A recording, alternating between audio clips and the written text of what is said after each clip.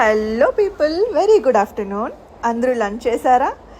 ఏంటేంటి మీ ఇంట్లో స్పెషల్స్? మా ఇంట్లో అయితే చూసేద్దాం వచ్చేయండి.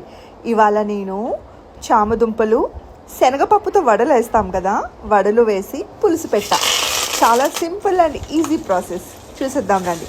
ముందుగా నేను చామదుంపలు ఉడకబెట్టి పక్కకు తీసి పెట్టుకున్నా. దాన్ని పైన ఉన్న స్కిన్ అంతా రిమూవ్ చేయాలి. తర్వాత స్టవ్ మీద కడాయి పెట్టుకొని అందులో కొంచెం మెంతులు, జీలకర్ర, ఆవాలు, ఆనియన్, మిర్చి, కరివేపాకు వేసి కొంచెం ఫ్రై చేసిన దాంట్లో చిన్నది జింజర్ గార్లిక్ పేస్ట్ వేసుకున్న తర్వాత టమాటో కూడా పీసెస్లా కాకుండా ప్యూరీలా చేసి వేసుకున్నా. ఎందుకంటే పులుసు చిక్కగా ఉంటే చాలా టేస్ట్గా ఉంటుంది.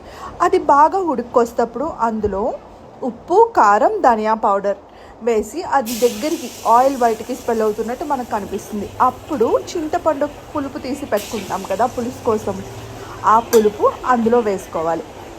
వేసుకున్న తర్వాత ఇంకొక స్టవ్ మీద కడాయి పెట్టుకొని చిన్న చిన్న వడలు వేసుకోవడం స్టార్ట్ చేసాను. శనగపప్పు వడల రెసిపీ మొన్నే చూపించా, ఒకసారి చూసేయండి డౌట్ ఉంటే. ఇలా చిన్న చిన్న వడలు వేసుకొని ఈ వడలు రెడీ అయ్యాక బాగా మరుగుతున్న పులుసులో ముందు నుంచి వడ వేయకూడదండి, సాఫ్ట్ అయిపోయి పీసెస్ అయిపోతుంది పులుసులో ఎక్కువసేపు మరిగితే.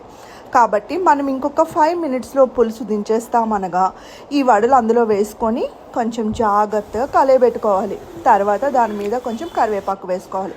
కరివేపాకు, కొత్తిమీర ఫ్లేవర్ పులుసుకి చాలా బాగుంటుంది. పులుసు అంటుంది అనుకుంటున్నారా? నాకు యాక్చువల్గా ఈ పులుసులు నచ్చవండి. చాలామంది అంటారు, అమ్మాయి అయ్యుండి పులుపు నచ్చకపోవడం ఏంటి అని. ఆ అమ్మాయినైతే పులుపు నచ్చాలా ఏమి కదా. నాకైతే పులుసు అంత నచ్చదు, కానీ ఇలాంటివి ఎప్పుడో ఒక్కసారి అయితే తింటాం.